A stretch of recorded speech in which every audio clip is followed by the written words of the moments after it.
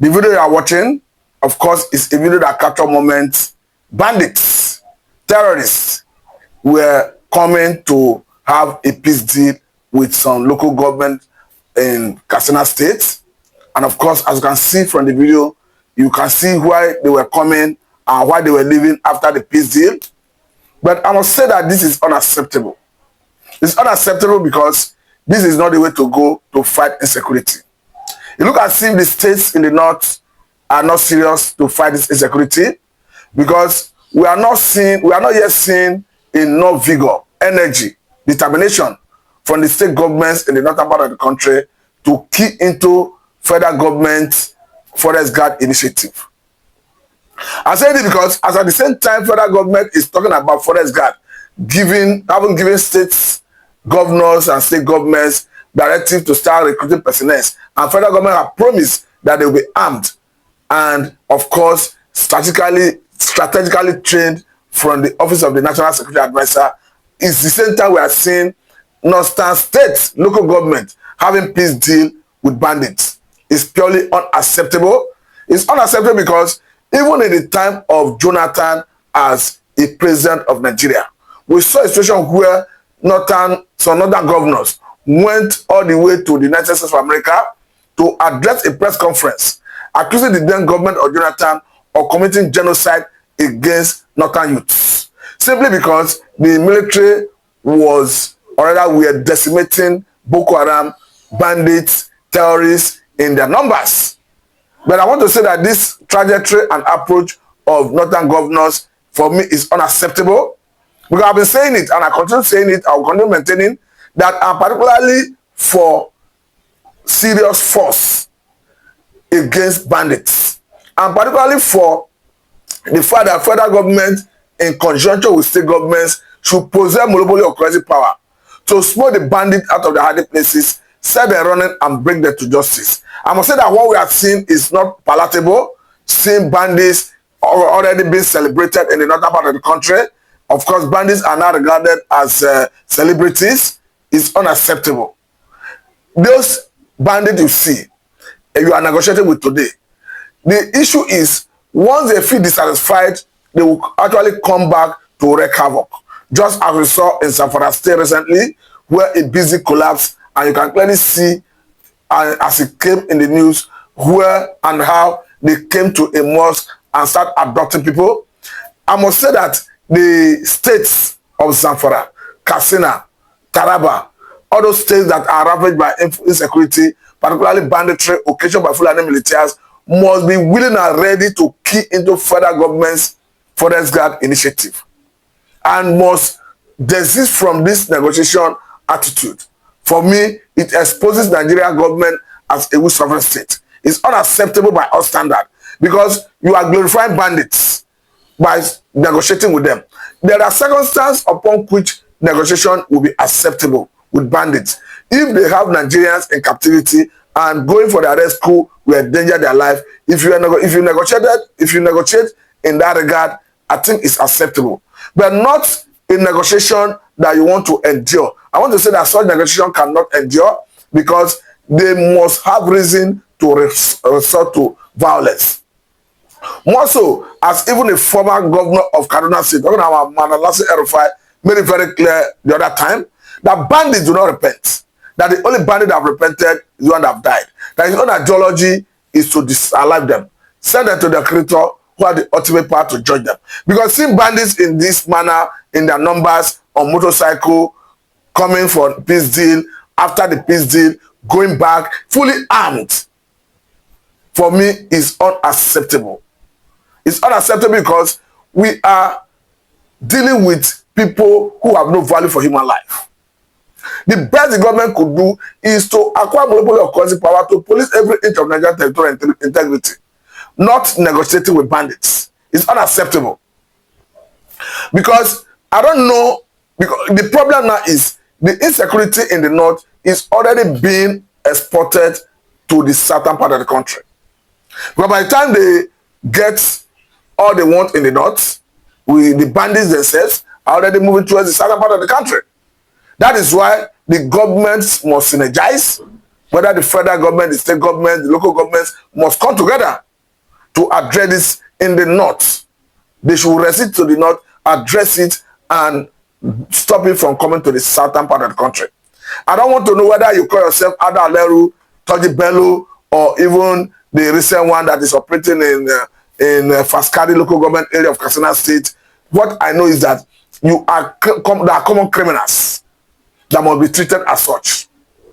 How can you say you are negotiating with bandits in this manner? A situation where even in sometime 2019, it was all over the media, of course, revealed by the then Senate Committee Chairman on Army, talking about Senator Alin Dume. How about 870 persons, military persons who were reportedly killed by bandits, of course, Boko Haram, were buried in Badugry Cemetery? And that does not include other personnel of the military who were reportedly killed and buried in other cemeteries. So how then do you talk about such negotiation? These are people who, of course, someone like Kawu Baraje said that they brought bandits into the country before the election of 2015 to oust Jonathan from office. So is it not even proper to call those who claim they bring them into the country to answer questions, to remove them from the country? And the former president, talking about Muhammadu Buhari, even when he had conversation with Trump in the first time of Trump administration, made it very clear that bandits are people who come from other parts of African countries and end up in Nigeria. And you start negotiating with them. It means what they are saying is that Nigerian sovereignty has been compromised. I think that is what it means. I must say it is unacceptable to negotiate with bandits.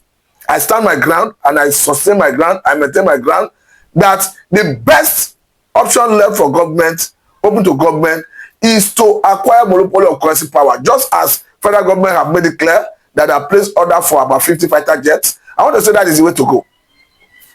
And when we saw the arrests of those Ansari terrorist leaders, yes, it's a welcome development. We want to see more of that. Because for me, that is the way to go. Not a situation where you can see terrorists, bandits, riding on motorcycle, coming for a peace deal, fully armed. And after the peace deal, they still go back without hurt. I must say it's unacceptable. And the Nigerian sovereign state must rise to the occasion and deal with this. That is why I will encourage the President Tinubu to even use his good office to restructure this country to the point of state police. Let us have state police. Because I want to believe that if we have state police and the state police are adequately equipped, that they can address this insecurity. Because come to think of it, it has been established that all crime is local. Because even as at the time we had the Aburi Accord already captured state police, a decentralized policing system, even a decentralized military system. That's why I'm saying that the president should even use a good office to restructure this country to the extent that the state police will come to play a significant role to address this level of insecurity we are witnessing in Nigeria. Because if some people are comfortable staying with bandits, seeing bandits as their brothers, I want to say that in the southern part of the country, bandits are criminals. We are not comfortable living and staying with bandits. I say this particularly because in that time of Jonathan, the governors that went to the United States of America to hold a press conference accusing Jonathan government of genocide against the northern youth because they were decimating terrorists. I think they have not seen the larger picture of what they nurture. Well, while they were nurturing it, they didn't know perhaps that it will come to this magnitude. As we speak, it's already a problem for everyone. Because it is no longer restricted to the north. A people that can even have the audacity to attack a sitting governor. Talking about when Samuel Otom, the former governor of Benue State, was attacked. And shortly after the attack, we saw the group that came out to say they are Fulani nationality movement and that they did it. And that they even boasted that the man was lucky, that next time he may not be lucky. And I think if that is not enough, we are seeing a situation where global terrorism desk already established that Fulani militia of Nigerian extraction is the fourth most dangerous terrorist organization in the world. And I think that can clearly be ascertained going by videos that always go viral, seeing the caliber of gun they wield, seeing the type of ammunition they wield, seeing the chain, how they move around with chain bullets. I want to say that the president, though the president Tinubu himself have made it very clear that the way it's going, that he's going to give nod to state police. I want to encourage him to do so. More so as the general of DSS have even said it the other time, that communities should be empowered to be the first line of defense in case of invasion. Look at what is happening in Kwara State. Nobody is happy with a situation where communities are being sacked. People are sacked for their ancestral homes. And the only thing they commit is, well, is being in an environment where they inherited from their ancestors.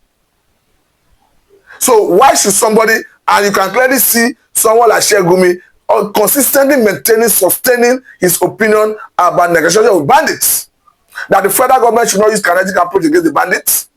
He even went as far as making it clear before the election of 2023 that followers should not vote for anyone, any candidate that will acquire more arms to fight bandits. That is why personally I see him as being disappointed in a way currently, because this government have shown some level of willpower to fight bandits.